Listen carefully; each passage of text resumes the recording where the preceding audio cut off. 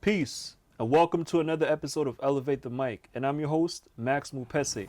Today, we're sitting with somebody who I consider a visionary, somebody who's a thought leader, and somebody who brings great ideas to life. Not only a filmmaker, an entrepreneur, and somebody who stands behind his community. The one and only, Nkosi. How you feeling, man? Thank you, bro. Thank you. I didn't expect such a beautiful intro. Thank you. It's love, Thank man. you. It's real. I see the work you put in, and it's Thank you. genuine, man. First and foremost, I want to start by asking you, how's everything, man? How's been life so far? Honestly, I can't complain. You know, I've been doing this full time for the past 2 years and a half, I would say. Never skipped a meal so far. It's been a journey, but things are evolving the way they should, and also it feels like I don't force nothing. I think that's the beauty of it, honestly. I like what you said. You said never skipped a meal. Yeah. People got to understand there's no shortcuts. That's the thing. That's the Just thing. every step got to count. You got to count those steps. You I got to make agree. those steps count. Totally agree.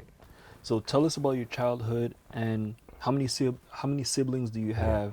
And looking back, what role did you play in your family? I get you. Like my childhood is it's a mixed up puzzle. I'll be honest with you. I was the firstborn of I'm the first in my family in general, as of the next generation. So of course there was a lot of expectations, and my family are they were part of of this Afrocentric movement in the 90s. One of the first kind of organized movements against racism and police brutality that would put together people from the Francophone section and the Anglophone section. So that's the very first thing that kind of defines me. And on top of that, I grew up east where with a lot of Haitian people, a lot of different things happening, whether it's gang activities and whatsoever. So I was exposed to a lot of those different things. But more so early in my life, I was going to this little public school that had so many beautiful activities. If one day I found this director, principal, whoever, I would have to personally thank them, because at a very early age, from 6 to 12, I would do theater performances. I can do the unicycle. There's so many different things I have under my belt when it comes to that time and space, where it's very important, because your brain is like a sponge at this point.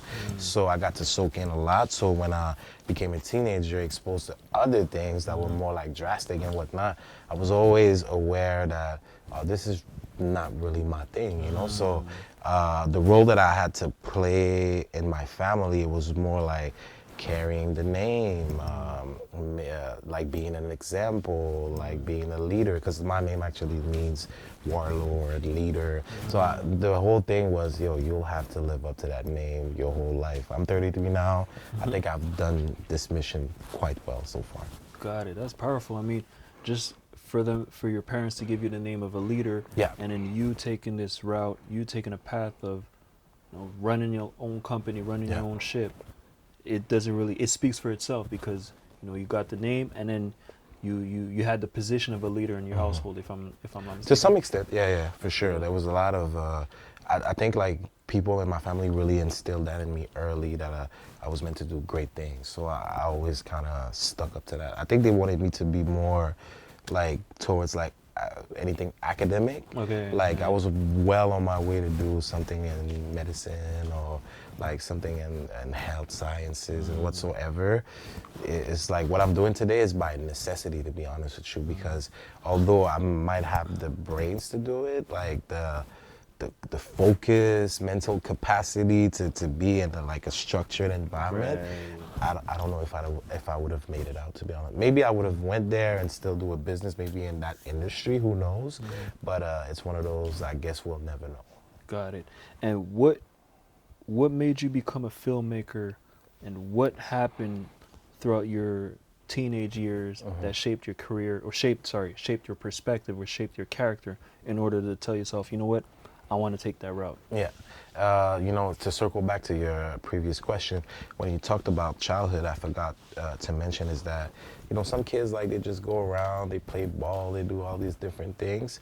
What ended up happening to me is that they played me this good old tapes that we all saw, which is Lion King, right? So everybody, you get to experience that and just watch it for what it is, 1, 2, 3 times, and you just call it a day. In my case, it was such an obsession. I would run the tape back and back and back, cite the quote, the lyrics, make sure like I be in sync with Simba. Like my mom thought I was crazy. You Okay, know what I'm saying? sync with Simba, like, The really sync with to this day, like I can catch some glimpse of it. Like sometimes I have to catch myself actually. But you know, like that whole scene where Scar is like killing Mufasa, I'm like I was like glued to the TV based on that, right? So I think that would be the early spark technically, but because I did this whole thing where I was just trying to, I guess, fit into society, that came very later in my life, the filmmaking thing.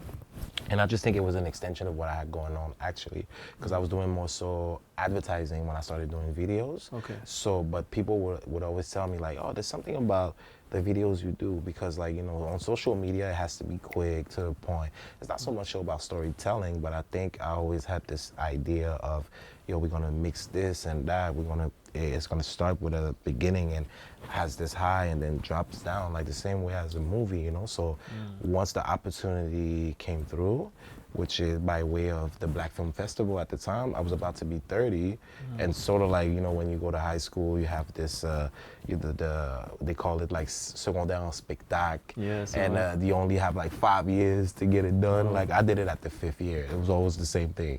So I'm about to turn 30, the age limit is 30 to apply to their program. I'm like, whatever, I might have a chance. At the time I had a short film out that I did during the pandemic. Sent the link. I was like, hey, if they pick me, they pick me. They ended up picking me. I went through the whole process of learning from people in the industry throughout this program, and then we were able to do this documentary project at the end.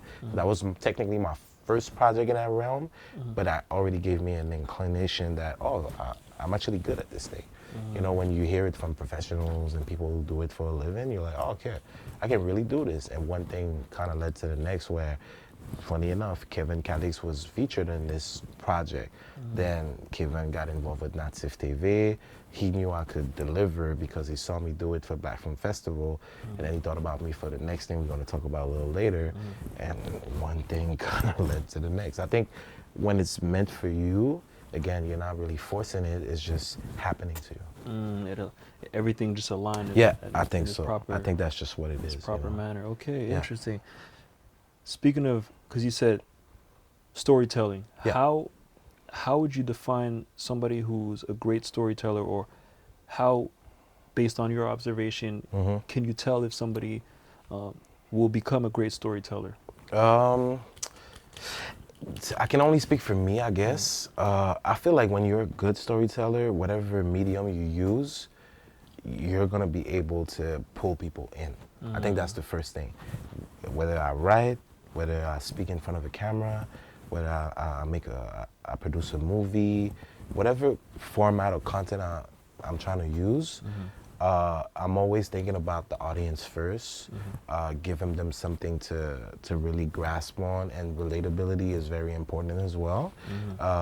So once you have all these things like combined, until you test it out to the market, to the world, on social media, wherever you want to put it, you won't really know for sure, because that's how you build your style, that's how you build your aesthetic, and then you just work on whatever you feel like you're good at.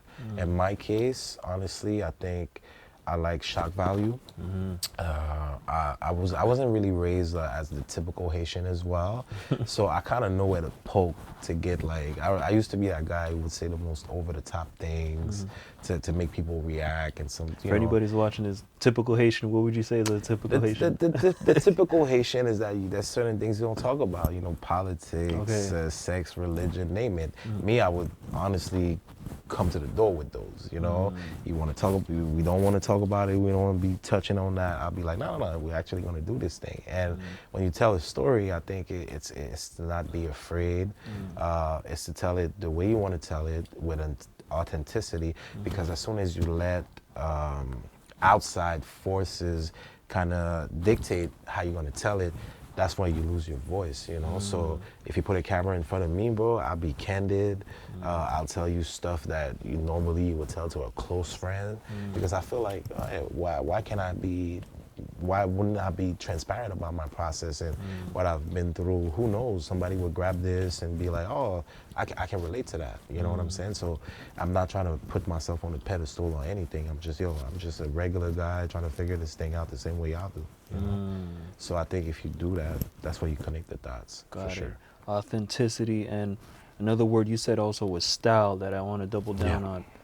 If anybody's watching this for the first time, how would you describe your style as a filmmaker in a few words?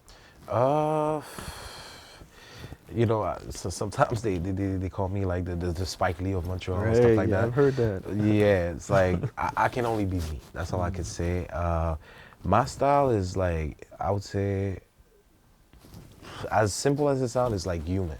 Expressions. I want it to feel like a day at the barbershop, a day at the court. Like, it's going to be as realistic as it gets. I'm doing the abstract things here and there, but like I really want you to feel like you're just watching a regular dude having a terrible or an amazing day. You know what I'm saying? So it's just based on reality. That's how I would call it. It's important that you said reality, because you want to make it relatable to the people that are watching it.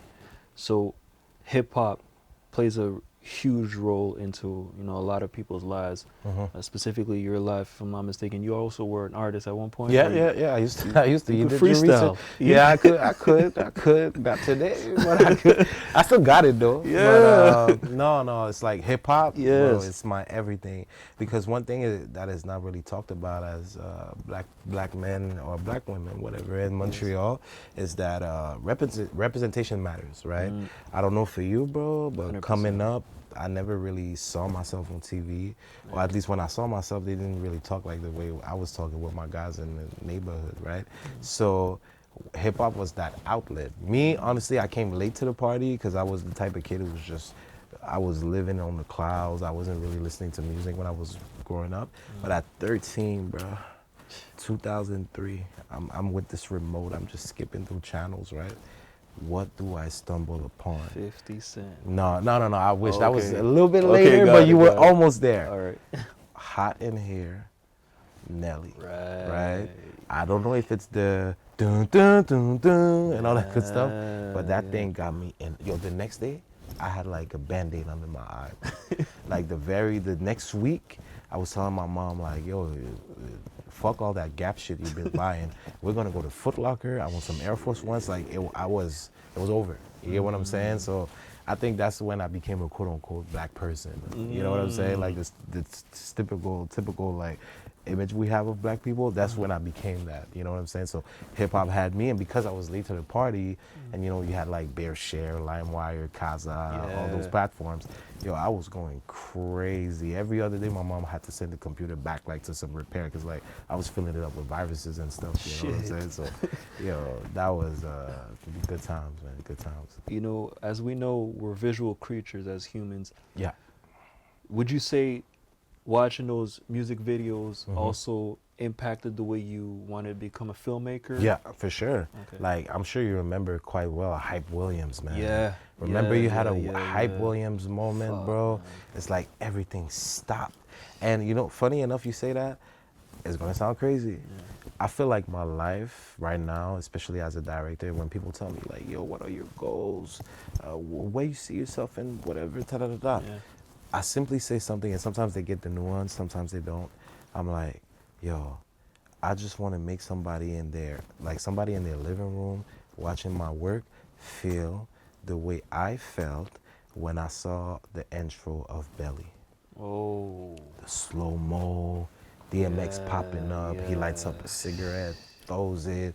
You don't even know what's coming. They're walking down slow. Taking Nas, you somewhere. You know what I'm saying? Nas' acting was very terrible. But fact. at least like you were like deep into it. You don't know what's coming. You don't know what they're up to. You see them going in the club, and all of a sudden it's like gunshots everywhere.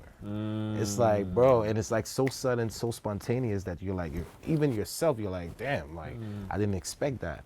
But for this like sequence of like 2-3 minutes, you're like tapped in. You know what I'm saying? So if I can create that feeling into like the audience or anybody watching, I think that would have been like the apex of my career, honestly. It's little things like that. You know what I'm saying? So like just take them on the trip based on that Yeah. that Yeah. scene specifically, whether it's like a spiritual trip or a mental Yeah, trip that helps yeah. them get to somewhere. It creates like this thing where you're like, you come to my universe for a brief moment, whether it's like a long length thing, a short film. It's like you really tapped in. And honestly, if I feel like also another thing, like that's one of my goals that has nothing to do with accolades, milestones, or whatever. If I create something that makes those, you know, those video essay guys on YouTube, if they start doing all those like crazy theories about my work, oh bro, I could die happy. You know what I'm saying? I'll die with a smile on my face, because it's like to stimulate the audience to a point where they feel like they understand your work more than you, and they're trying to dig into it and trying to find Easter eggs everywhere, Right. and you watching like from afar, like, oh shit, that's how you pull from it? Wow, that's crazy. You know what I'm saying? So to really stimulate people in that way, I think that's work of art, you know? Got it. So filmmakers, sometimes they're considered as futurists or borderline futurists, the way they see things Yeah. or the way they operate. I agree. And sometimes you're like, damn, how they thought about that idea and then it came to life a few years later. How are some ways you make sure to stay true to your craft while also staying on top of things or even being ahead of trends? I think, and again, I'll speak for me. Yeah. Our gift as filmmakers is to be great observants. You know, we observe society, mannerisms, patterns, topics, things that people care about, things that we personally care about. Like, I'll give you an example, right? I'm in my almost mid-30s at this point. And one thing I kept trying to figure out these days is like the dating scene overall, right? Right. Things have changed from the MSN days, from the whatever we came out the porch, right? But the thing is, now it's like the apps and whatsoever. I stumbled upon that stuff, went about my day, you know, went on a few dates and whatsoever. And I noticed, like, although we're like the most connected we've ever been, Right. there's also this disconnect. Yeah. There's also these things where you have conversations with people and you notice that, oh, you're just regurgitating points I saw on social media. yo, this is something interesting. So Talking to an AI. yeah, that's what I'm saying. Right. So it planted a seed in my mind to dig into this. So I went on this journey of like taking almost like 100 dates off my pocket too, though. And, you know, like asking questions, seeing how people operate and and that potentially is going to be a short film, or who knows, a long lengthy film, because I got to live it. I got to experience and hear stories from other people's perspective, and I'm like, oh, okay, I can see not only an interest, but I can provide like a sort of like response to when people are saying like, yo, the dating scene is trash, because that's a I would say trendy topic, but I feel like I can bring a commentary, I can bring something to the table where people are like, oh, this is how these things go down, this is a perspective, this is this is that, and I'm like, oh, okay, you see? So yeah, I think that's how at least my process is. And for a lot of other filmmakers, I guess, like, they have this idea, they again, they look at society, they have a story to tell, they have a POV. Sometimes it could be you see somebody like regular Douglas that people don't even know about. You've known him for years, and you're like, yo, your life story is crazy. Like, I can honestly see where I could do a film with this. And for him, he would go about his day, bro, clock in, clock out, punch in, punch out at his day job, not thinking that his story has value. But I think that's where filmmakers like excel, is to spot the story and get it done. That's interesting. Yeah. You said a lot of great things that people could take into consideration and then apply to their day to day. Yeah, I agree. So when we talk about because you talked about milestones, I want to highlight this. This is very important, right? So you work with many outstanding talents from the U.S., including the fact that you also were nominated at Gala Dynasty. What is the proudest moment thus far in your career? It's funny because none of it has to do with anything I've ever produced or any video I shot, nothing. It's more so when I was doing media with the blogs and Montrealgotstyle and all that good stuff. I got to interview Dapper Dan. Yeah. You know what I'm Yeah, saying? yeah, That was huge. huge for me. And thinking about it now, I wasn't even there physically when that happened. Okay. I had to leave. I still had a day job at the time. I had my partner. Shout out to Janae. She was there. She had a place to stay, and we had this last minute interview with Dapper Dan. So I was already on my way back home on the Greyhound bus. You know how it be. Shit. So I was telling her like, oh, yo, this is the questions we're gonna ask. This is the angle we're gonna pick, and if it happens, it happens. But please, please get it done, because like I'm a culture person. You know, like you hear Dapper Dan, you think about everything streetwear today. You know, so and I didn't care if it's gonna get views or not. Just having this piece of content that exists somewhere on our hard drive was enough. So she went about it. She did it. I got the man to say the name of our city on camera and all that good stuff. I got some crazy bloopers too. Of course, it was shot with the means I had at the time, but to know that that piece exists to me is like, honestly, that's one of my proudest moments for sure, for sure, for And for sure. anybody who doesn't know who Dapper Dan is, Dapper Dan is like innovator. It's like he's like the godfather of streetwear. Like everything you see today, like the Gucci patterns everywhere, piecing things together to recreate something new.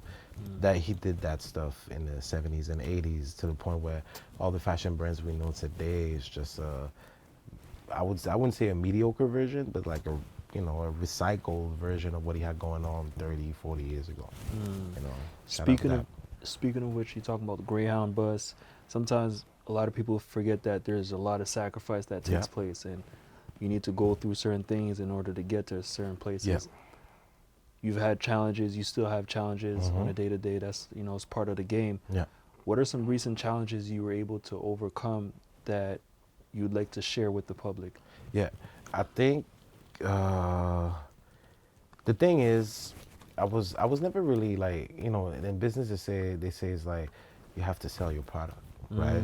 I was never really good at this, to be honest with you. Like I always felt like, yo, if the product is good enough, Just they'll buy it. come. Yeah, that's what I'm saying. But at one point, you kind of have to switch your mind around that, because or else you perish, right? So it's either you adjust, or again, like you reinvent yourself, or you find a different way, or you hire somebody who knows how to do these things. But when you're a solopreneur, you can't really afford that sometimes. So I had to really make peace with the fact that especially during the pandemic, because it's like overnight I had no business. Like people would call me like, hey, forget about this deal, forget about this contract, forget. So honestly, I went to the park, I I just laid on the bench. It's like a meditation. Not even, bro. Okay. I just laid on the bench. I was like, oh, homelessness is not that crazy. You know what I'm saying? I said I could live like You this. You know what I'm serious? Yeah, I'm telling you. I laid on that bench. I was like, yo, I just lost everything technically. So, I knew I could have bounced back, but in my mind, I was like, I have to really see it to understand like where I'm at in life right now. So I laid on that bench. I was like, oh, yo, I could do this for a year. It's cool. Once I got it out of my mind, I had to figure some stuff out, right? So started reaching out. Like I did the whole thing I was supposed to do 6 years ago. Started to send out like cold emails, cold calls, name it. And that was very frightening to me, because like I hate this idea of having to sell myself, right? So, I landed like a couple meetings. Some went good, some went bad. And as anything in life, you got a couple misses, you do a couple W's, you start getting confidence, you're learning yourself through the mix, you build those processes where you feel comfortable. Oh, this is going to be my approach going forward, and then you get to learn, build the brick by brick type of situation, So that's one thing that I'm really happy that I got to overcome, for sure. That's good, man. That's very, very profound. Could you tell us also, when it comes down to habits, right? What's important is that we develop certain habits, and those habits are either going to make us or break us. Yeah. What are some current habits that you apply in order to become a better filmmaker or approach your craft in a different manner? Like I always say, my curiosity is my biggest asset. So I'm always open. Honestly, like I'm always open to learn. I don't feel too cool for school. I really, because I remember coming up, I was a younger guy amongst a lot of like quote unquote OGs, right? I was around these people. They had leverage, access, know-how. I had a burning desire to be in the mix with them, right? You said a And burning desire. the burning That's desire. different, man. And at the time when I would approach them, I feel like, yeah, they understood I had potential, but instead of like showing me the ropes and giving me actual guidance, it was always a way of trying to take advantage of it, because they know you're willing to go so hard to get where you need to get. So in hindsight, I always told myself like, oh, when it's going to be my turn to be a quote unquote OG, I'll just do it differently. So whenever I speak to younger folks, there's two things I notice. They have the time to be tapped into everything. That's one. I don't, because I got to do this thing and work around little things. They're not scared to share that information. So my rapport with like other creators, whether they're younger or around my age, is that, hey, yo, here's my process. What's yours? Hey, let's exchange information. Let's do this. Let's do that. And it kept me going. That's how like I'm always like kind of tapped in with what's going on. I understand like the new coming technologies in my field, and I don't really have to do like crazy search about it, because I'm surrounded by so many people who have access to so many things and so much information. So I'm always in the mix. So information is key. That's what I would say. It. Yeah. Getting in the right environment. Yeah. That changed my life. You know, people like Miro, people like shout out to Miro. Like that's a friend. I've met him as a stylist. He became expert on branding, you know, and he's been killing it ever since. And he took me to Los Angeles to work with like the Will Smith's company called Westbrook, and we did this project, you know, up there in Calabasas, like gated community, and I was like, damn, that's crazy. You guys rented a house, right? If I'm not Yeah, mistaken? they rented a house Like for locked us, in. and they were like, oh, sorry, that's the best we could have done for y'all. And honestly, like, if you ask him, he'll tell you it was nuts. But like this relationship and brotherhood, I should call it, is that it started off when we were like 26, and it got to a point where he had an opportunity, I had opportunities for him. He respected my expertise, I respected his expertise, and we kind of joined forces on this project. And I feel like this is what you get when you're able to empower people around you and build this bond and community. It doesn't have to be this thing where you see the person every day. It's just mutual respect, mutual understanding of where you're trying to go, and this desire to share resources and take this thing to the moon. I think that's what a lot of my peers had, based on what I just told you, where the OGs were more so, I'm going to be the king of this castle, I'm going to be the king of this castle, but nobody really joined forces like we did, honestly. And it's not to shit on them, but it's like, I think we're doing it differently a little bit, and I like to see it, honestly. Speaking of which, because what I get from what you're telling me, I get a lot of burning desire, getting in the right environments, doing your research, observing, being a student. I've heard this saying, and I always like that saying, is serve your way to success. Can you give us an example of how you applied that saying?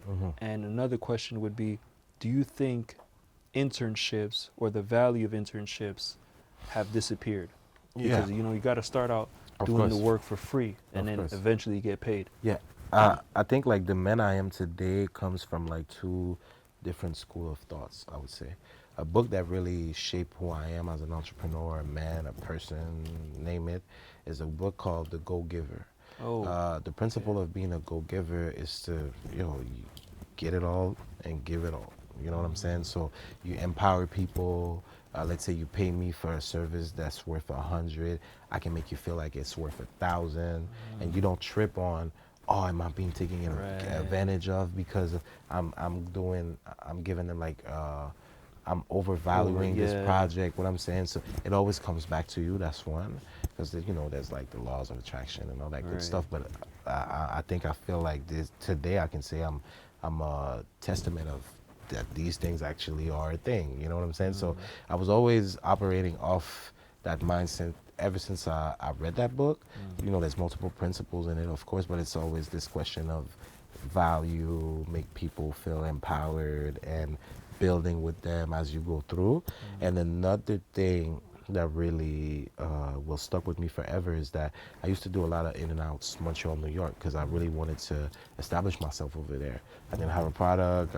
I just didn't know what I was doing. But I was spending all this money, so I was like, might as well. So I go up there. I got to meet a few people. You know, I've been in rooms. But at the same time, like I said, I didn't have a product. But there was this one guy, Luke Steffen, very good guy. He's a mentor of mine, and he kept plugging me with people for interviews. I had the media at the time, so he said, yo, I got this model over here, I got this rapper over here.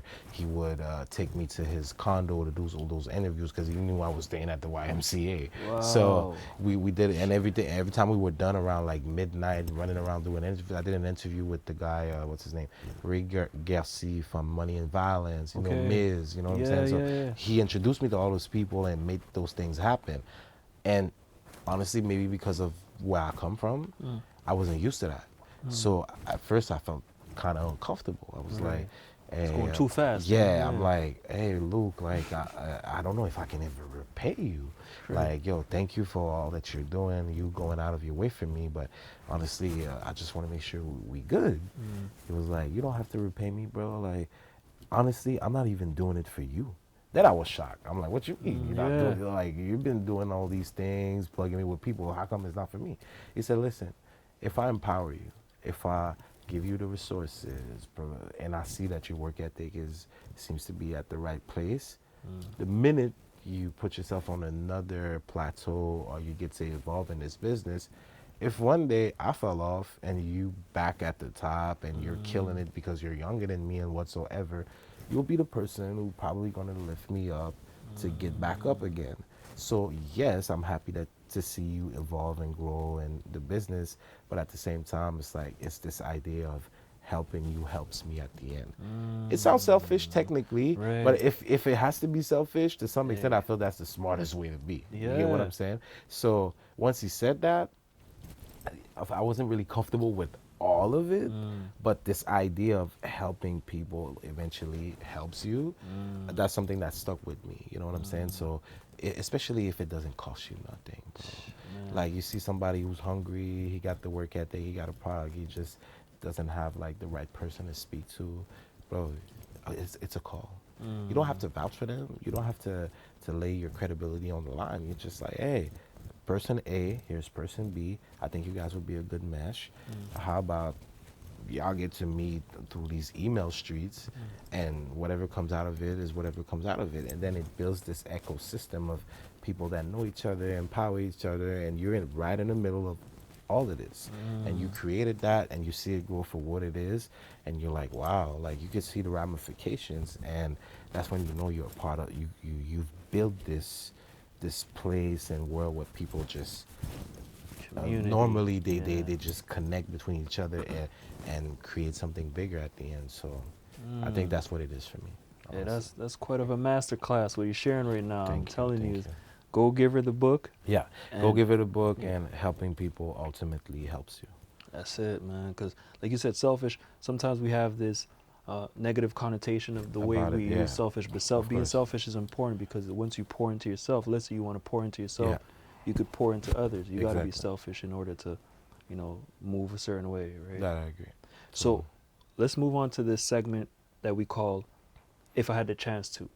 So If I Had the Chance To is where you sit in front of your 16-year-old self, you have a conversation with that person. What are the first things that are going to come out of your mouth talking to the 16-year-old version of Nkosi? Protect your individuality at all costs. You're unique, it's okay. You're not like them other guys. You think differently. Not that that makes you any kind of way special or whatsoever, but this will pay off more than trying to fit in, basically. You know what I'm saying? Like, I think between 16 to 21, I would say, I was too much in the mix. You know, I was doing like club promotions and all that good stuff, and that's a space where like anything can happen. You know what I'm saying? So I had to kind of adjust to a space where like it's filled with crime and people that would test you and whatsoever. I was always like a pacifier to some degree. Like I was never about like violence or whatsoever, but at some point, man, when you get stuck up in situations, you're like, well, I guess I got to tough up a little bit. You know what I'm saying? So it's that stretch that I was like, damn, like I don't even recognize myself at one point. So once you go through it and you reconnect with who you actually are, what comes out of it is amazing. But time is, you can never get back that time. You know what I'm saying? Like, it's no regret. Like, I feel like I had to see both sides of the fence to really understand like the human experience as a whole. But if I had to go back again, I'll say like, yo, 16-year-old self, right now you're like second or third in class. You're selling bootleg China shoes, the what's it called, the RMPC, the GRC. Yes, yeah, The GRC is gonna be on your ass at some point about it. But if you turn like to like something sorta kind of legit, not only you'll be able to do it. It doesn't matter if it's like the trendy thing or whatsoever. Just stick to your guns because you know what you're doing technically. You know what I'm saying? So that's just what it is. Yeah. Harlem of the North. Yeah. Tell us about that project. Hey man, they say that I used to read a lot about like those directors and what they're going through and what it is to be a director, right? And there's this saying of, yo, I got to live with this project. I was always like, yeah, come on, man, you're getting hella money for this. And you know, when I was younger, when I didn't know about the craft, so I was like, whatever you're saying, I got to live with this project. Honestly, now I understand what they meant fully, because it's been what, 2 years and some change at this point. This is a documentary about the history of jazz. It comes with different challenges, I'll be honest with you, because whenever you say jazz, anybody who's like 35 and under is like, ooh, that elitist, this is boring, this is old. You know, we're like, oh, fascinated by hip hop at this point. You know, it's They know. Sorry, I was gonna say they know they have to sit down and really pay attention. Yeah, that's what I'm saying. But that's how it's sold to us today. But there's ramification, history. There's multiple things. So initially, it was supposed to be a Montreal story, right? And it's like even in the Montreal stretch of it, there's a lot of stuff going on. You know, there's pioneers, who stole what, who made the first jazz festival, and you know, Dudu Boissel, Charles Biddles, all those different names popping up. You have a whole ecosystem of people as well, bootleggers who started getting money and having like those musicians coming from Harlem during Prohibition times. So there's crime, there's drama, there's betrayal, there's like so many different things, right? But then you have a guy like me who doesn't take no for answers, and I tried something, and that became a whole new universe now, because I was like, I can't be calling this thing Harlem of the North and not including people from Harlem. It wouldn't make sense. But I could have kept it like this. Like any sane director would be like, nah, I'm not committing to including New York in this, because this is too much work. So we just left. It's been what, 2 weeks? Yeah. Bro, when I came back here, I'm not the same man anymore, to be honest with you. You get to sit down with those people, those pioneers. You know, you go to like Louis Armstrong's house. You meet like the widows of such and such. The guy who used to play this. This guy becomes the musical director for New York Undercover. He did the musical stuff for like Bill Cosby and all those different people. And so you're like, you're literally trenched in like history, legendary people, and all that good stuff. So it's it brings you to a place where you're like, oh, if that happened to jazz, as much as we think hip hop is going to be like the dominant genre forever, it can happen to them. You know what I'm saying? So, and when you see like the reasons why, I think this piece is really like a warning shot. Yes, we're giving you the story, we're giving you how it was done in the 50s, 60s, 70s up until now, but this is also a reminder that, hey, be about your business. You got to be mindful that ownership is important.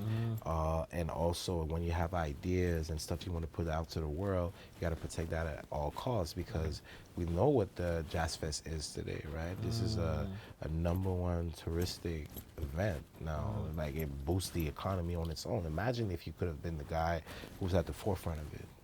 Just imagine what it would have done for your family and whatsoever. Damn, So I wasn't there. As a director, that's the tough part too, is that, yes, I'm rooting for the underdog, but I have to get the facts.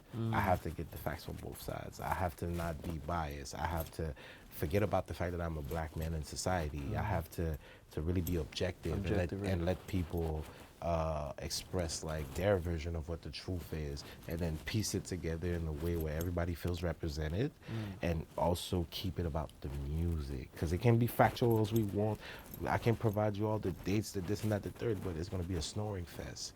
But A snoring you know what fest. I'm saying? But ultimately, people, what they gravitate to is music. We don't care if it's like rock, whatever. When somebody, especially like, I just did an interview today. There was this musician, Anushka Wright. She really nailed the point. Like she was like, when she was talking about music, when you take away the facts, take away the difficulties, the struggle, like they call it, like she was like mimicking the sounds. Like you could tell she was in a different universe. She wasn't doing the interview anymore.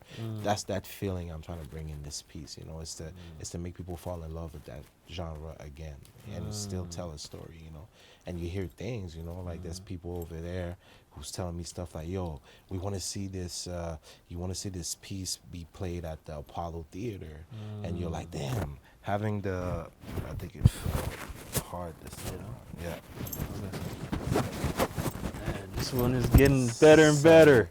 It's crazy, huh? That's cool. That's gonna be a good one. This one, Yeah. Almost there, I guess. It's good? shit. It's all good. It's my skin. Actually, less than 2 questions anyway. Yeah. So yeah, tweak it. Yeah.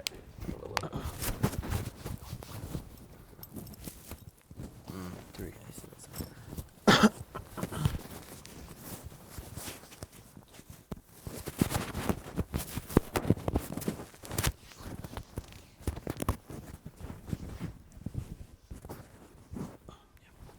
Yeah. So you hear stuff like, oh, potentially play your film at the Apollo Theater and stuff like that. So you're like, barely a year and some change ago, none of this would have been possible. That's why whenever I talk about this project, I have to thank Kevin Calix, that's for sure, for giving me an opportunity. And also NatyfTV. It's also, sometimes I forget about it, but that's me creating on the newly founded first black-owned TV network in Montreal. So whatever I was telling you about my childhood, which is I didn't see myself represented, I never heard people talking like me on TV, that's about to change in my lifetime. Full circle moment. And I get to participate in that. It's mind-blowing. Jeez.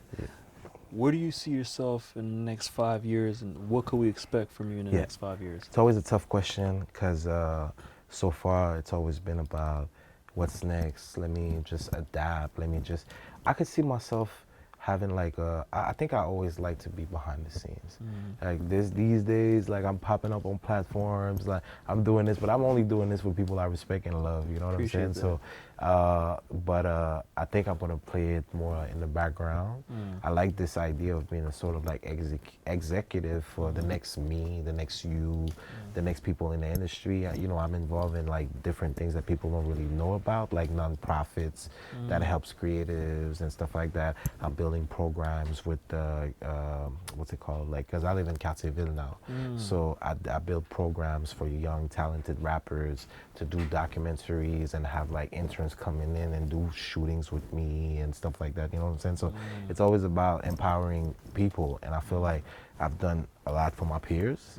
Now it's time to think about like the younger cats and what they're gonna come up with, because like they need to be focused, structured, and have accesses, you know what I'm saying? So because when we were coming up, I don't know for you, but for me, it was not really attainable. Not in the sense that it was impossible, but like to sit down with another black creator or entrepreneur that has structure, that has infrastructure, that knows people that can really just shift your business around, it was tougher, let's say. You know what I'm saying? Those people were not that accessible. And I think one thing I pride myself in being from this generation, I think we all do our part to make things change. You know, you have your book that talks about like, you know, like how to get gigs and how to position yourself as a business, because artists are more than artists, as you know. Like it is a business at the end of the day. So knowing that you put pen to paper in order to help people and you build platforms around you, I think we all on that same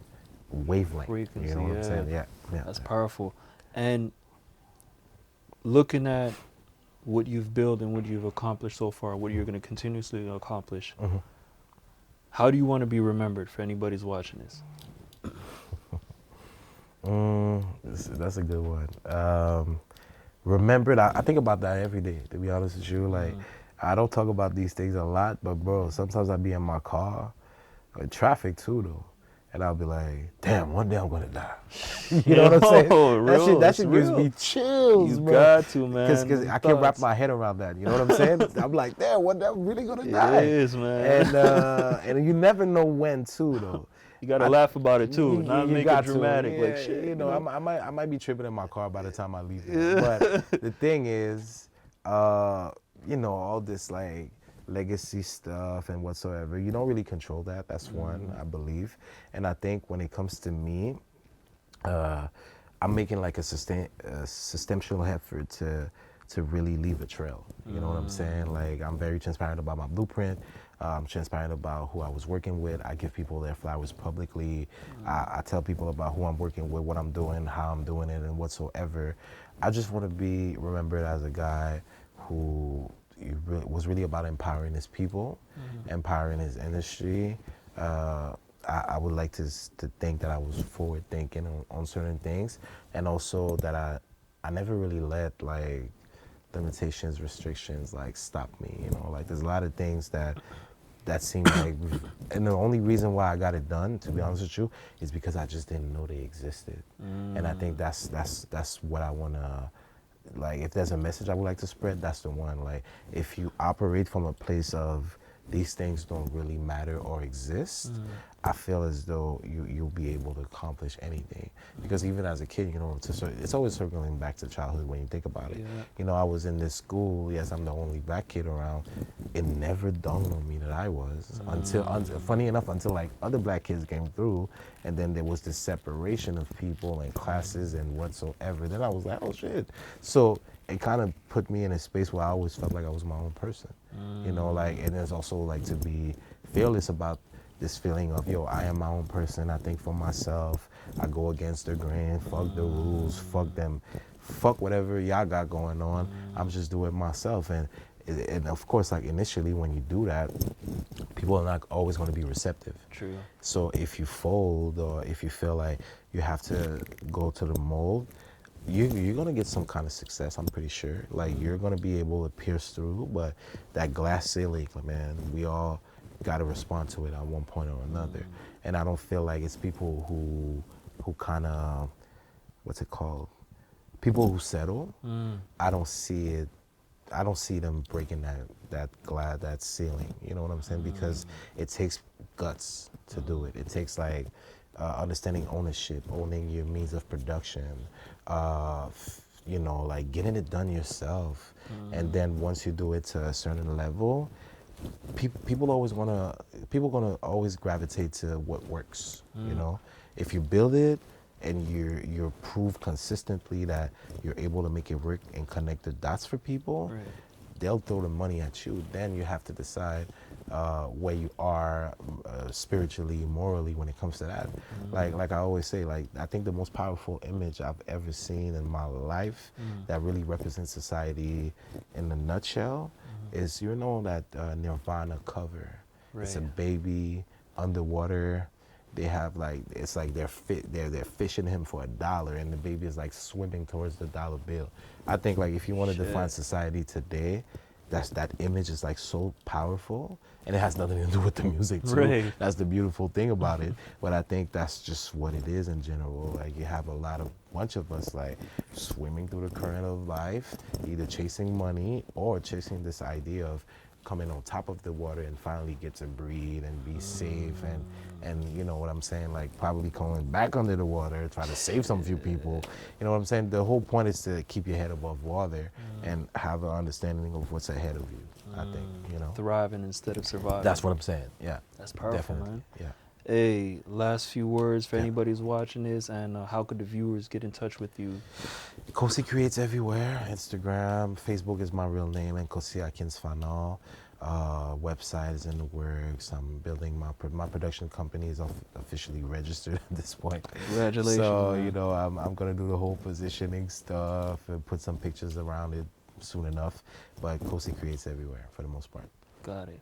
Just want to end off with, man, we appreciate you, man. Anybody Same here, bro. who hasn't told you that in the last 24 hours or Thank you. 72 hours, We appreciate you. We appreciate the art that you put out. Mm-hmm. It's instrumental, and it's very important for people to know that, you know, film directors have a huge impact in the world. Filmmakers, film directors, and what you're doing is not going unnoticed whatsoever. Thank you. And man, keep on keeping on. That's all I gotta say. Thank you for having me, Man, bro. pleasure. Appreciate you. Thank you for what you're doing. Love. Thank you to the team. Honestly, my whole thing with the mic was a mess, but love y'all. It's all good. Shout outs to everybody who's watching this. Another episode of Elevate the Mic, where we elevate the mindsets and skill sets of individuals who are part of the hip hop community. Peace.